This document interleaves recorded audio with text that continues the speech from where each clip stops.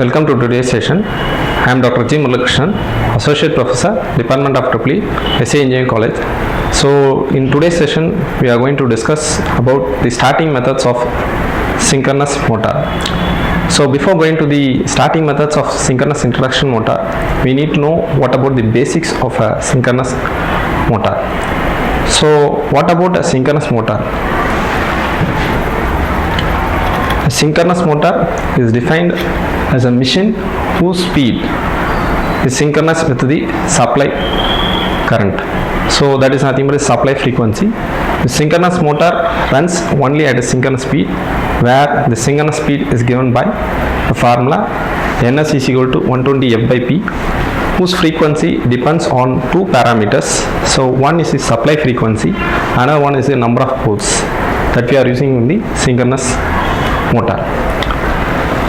So if you want to change the supply synchronous motor speed, we can change it either by changing the supply frequency or by changing the number of poles only. So this speed is fixed, which is dependent on the two factors. One is the frequency, that is the supply frequency, another one is the number of poles. Next we will discuss how it is not a self-starting one. The synchronous motor offers many benefits compared to that of the induction motor, but it has drawbacks such that it is not a self-starting one. But regarding induction, three-phase induction motor, we know very well that it is a self-starting. Only the synchronous single-phase induction motor is not a self-starting, but regarding, if you consider the induction motor for three-phase, it is a self-starting one. But here, regarding the synchronous motor, it is not a self-starting, as the stator power is powered by a three-phase supply and has three windings that create a rotating flux, while the rotor excited by the DC supply generates a constant flux. The torque produced is a pulsating one. So that is a problem here. It is a pulsating one. It is not a unidirectional one force that is developed. So due to that, which is a pulsating one, that not an unidirectional one, it is not able to rotate in a particular direction. Considering the frequency, if you consider the frequency to be of 50 Hertz, okay, then above relation, what is above relation? That is Ns equal to 120 F by P if you consider. So the three-phase rotating flux rotates about 3000 revolutions per in a minute, or 50 revolutions in 1 second. So due to the non-availability of unidirectional force which is developed, it is not a self-starting one. It tends to only attractive force or repulsive force. Due to the attractive and repulsive force, it is not able to rotate in one particular direction. So that we will see in the next upcoming slide. So this is thing. At a particular instant, rotor and stator poles might be of the same polarity. You know what about the same polarity? So same poles. So you know very well regarding the number of like poles if you have, then they will be of repulsive.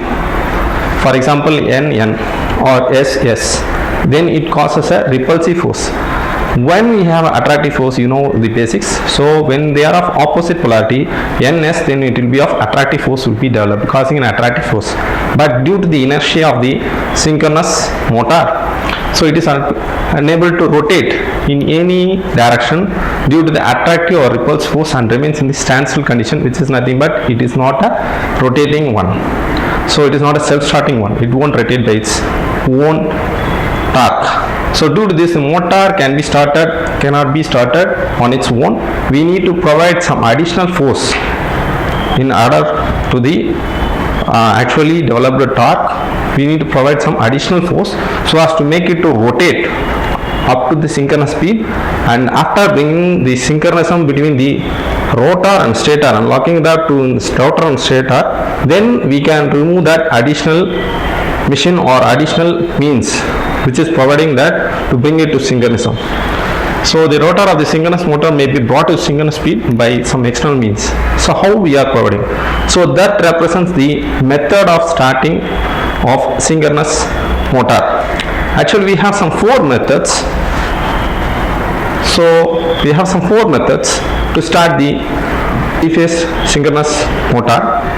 So the synchronous motor is not a self-starting one, necessary to start at a speed very near to synchronous speed. That's what I mentioned in the previous point. So it need to be started by some external means and bring it to synchronism between the rotor and stator, synchronize that. Due to that, the synchronism, then it will tend to rotate by its own. So it is possible by various methods in practice. So to start the synchronous motor using a small pony motor, which is a small induction motor coupled to the synchronous motor shaft. So that is using a small pony motor. Next one, using damper windings. That is the second method by which we can make the synchronous motor to bring it to synchronism and make it to rotate. Next, as a slip ring induction motor, we are going to run this synchronous motor as a slip ring induction motor. We are going to make it to run. So using the slip ring induction motor.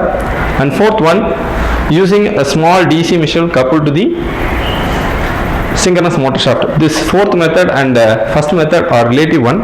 Only thing difference is here in this case we will use a induction motor, small induction motor will be coupled to it. Here we are using it by using a small DC machine. So we will see the methods of starting one by one, starting with using small induction motor, that is your small pony motor. So how we are going to start? Before starting the synchronous motor, its rotor must reach synchronous speed. We are going to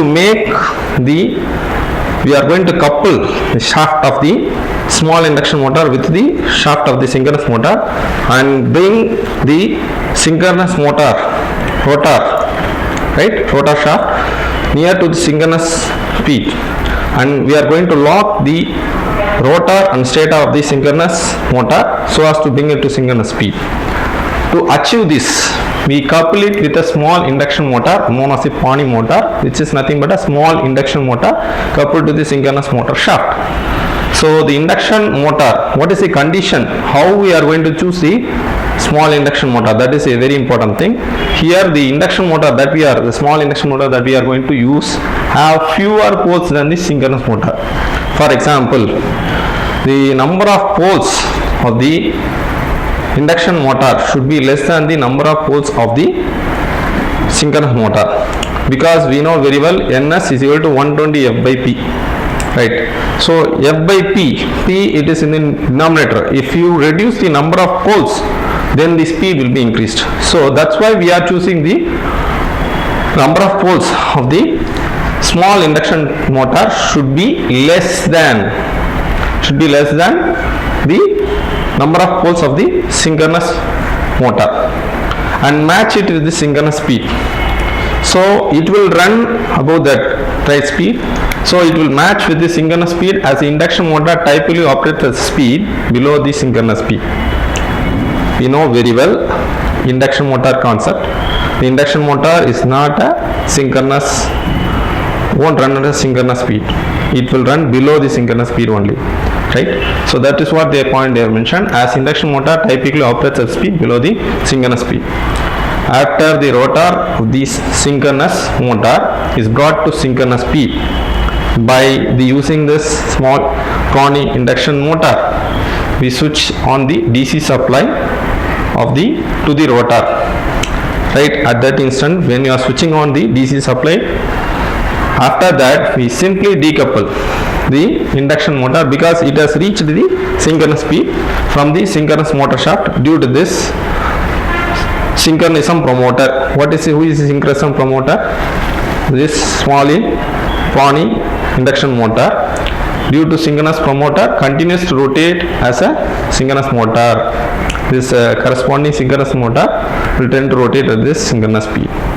So whenever it reaches the synchronous speed, then we will remove that corresponding pony induction motor, because it will be synchronized. So then it will tend to rotate. It only needs at the starting, so as to bring it to the synchronous speed only we require.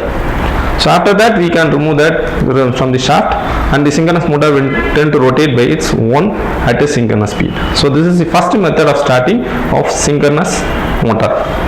Second method is this one, using damper winding. So here we are, instead of the normal winding that we have in the synchronous motor, we have one more winding, which is a damper winding. So damper winding we are having, right? This is the corresponding normal rotor winding that we have in the synchronous motor. In addition to that, we are providing one damper winding. A damper winding is nothing but an additional winding which we are providing so as to bring that to synchronous speed. So once it gets started, then once your synchronous motor tend to start it in the synchronous speed, then after reaching the synchronous speed, this damper winding gets short circuited, that is, it will be removed from the circuit. So this is the concept. So we will see it here in the synchronous motor. In addition to the normal field winding, consisting of copper bars placed in the slots in the pole faces. This is what I told. So the bars are short circuited with the help of end rings, right? We are having to the end rings we are providing. So this winding is called additional winding, is called the damper winding. So this is the diagrammatic representation view of the damper winding. So the windings are short circuited as a squirrel cage rotor winding of an induction motor. So the schematic representation just we have seen in the previous slide just now. Once the stator is excited by three-phase supply, motor starts rotating as induction motor at, we know very well that the induction motor only runs at some synchronous speed. It won't run at a synchronous speed, at some synchronous speed only. Then DC supply is given to the field winding, so as to gets pulled into the synchronism and starts rotating at asynchronous speed. Which one will start?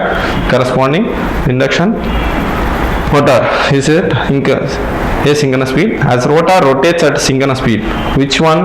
The synchronous motor. As rotor rotates at relative speed between the rotor and the stator, it will be removed. So between the damper winding, which will be a corresponding connected with the main winding of the synchronous motor, rotating magnetic field is 0. If there is no relative speed, that is Ns is equal to Nr, that is synchronism. Then due to that, hence motor is running at what? As a synchronous motor. There cannot be any induced EMF in the damper winding. Once it reaches the synchronous speed, what is going to happen in the damper winding?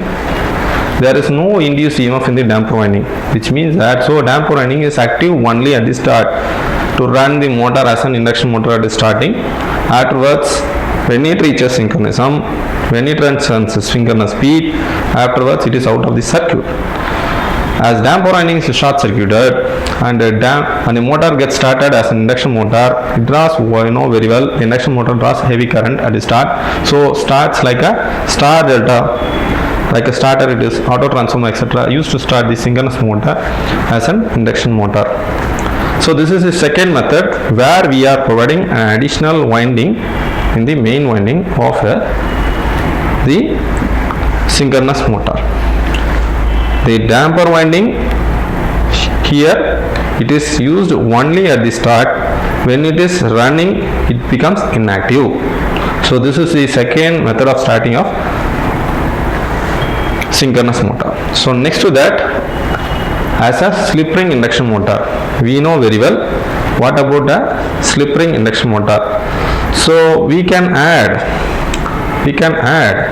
an external resistance to the slip ring induction motor through the slip rings. So this concept we are going to use for starting our synchronous motor. The above method of starting as a squirrel cage does not provide high starting torque, as we may have mentioned that it draws only high starting current, but it is not providing high starting torque. For high starting torque applications, it won't work, right? So as to achieve this, instead of starting the damper windings, what we have discussed in the second method, which is the damping method, it is designed to form a three-phase starter at a connected winding. The three ends of these windings are brought through the slip rings. So what is the purpose of slip ring? You know very well. We need to add external resistance so that to have high starting torque at the time of starting. So when the stator is excited, motor starts as a slip ring induction motor, and due to the resistance added, which is nothing but additional resistance that we can add through the provision of the slip rings, this rotor provides high starting torque here. So the rotor is then gradually cut off because we have provided enough starting torque and bring that to pull it in the synchronism. as a motor gathers speed, which is pulling into synchronism, when the motor attains speed near the synchronous speed, DC excitation is provided to the gets pulled, that's why I told, gets pulled into the synchronism and starts rotating as what? Synchronous speed. Then your synchronous motor will tend to rotate in the synchronous speed. The damper winding, which we have used in the previous case, is shorted by sampling by the slip rings. The initial resistance added to the circuit not only provides high starting torque but also limits this drawback that we have only using your damper winding. We have a high inrush current at the time of starting. By using a damper winding, high inrush current was there, which need to be reduced. The current need to be reduced.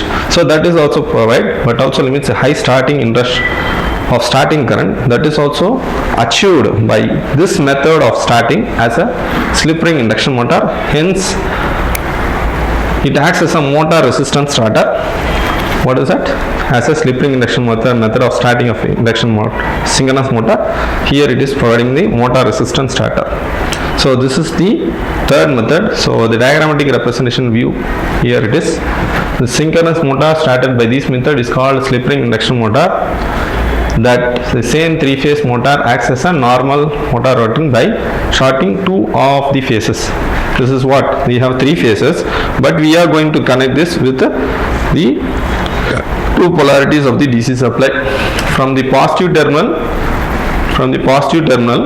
right, from the positive terminal, current I flows in one of the two phases. Only one phase is connected here. It will be clearish in, I think so, which divides it into two phases. Two of the other phases at the start as one half through each when the switch is thrown on the DC supply. Once we are connecting, it is thrown, right? So this is regarding the starting as a slip ring induction motor. We are going to start as a slip ring induction motor. Which is going to be started as a slip ring induction motor? Your synchronous motor is going to be started as a slip ring induction motor. In this method, provision that we have these slip rings which are providing. Through these slip rings only additional resistance will be connected. Due to this additional resistance, the high starting torque is provided, and we are limiting the high starting current. What is the drawback that we had in the case of here? The starting method of synchronous motor in using damper winding, that problem we are overcoming by using starting the synchronous motor as a slip ring induction motor. So this is the third method. I think we need to move on to the next method, that is using a small DC machine. This method is similar to that of the first method, that is using a small Pawnee motor, which is nothing but small induction motor. How we are using it is similar to the synchronous motor, using synchronous motor using an induction motor, with a slight difference between the two is nothing but instead of the induction motor we are using here a small DC machine, or that is DC motor. The DC machine is coupled to the synchronous motor. The DC machine works like a DC motor, that is DC motor only we are using initially, and brings the synchronous speed the synchronous speed to the synchronous motor. Once it achieves the speed, what is the speed? Synchronous speed.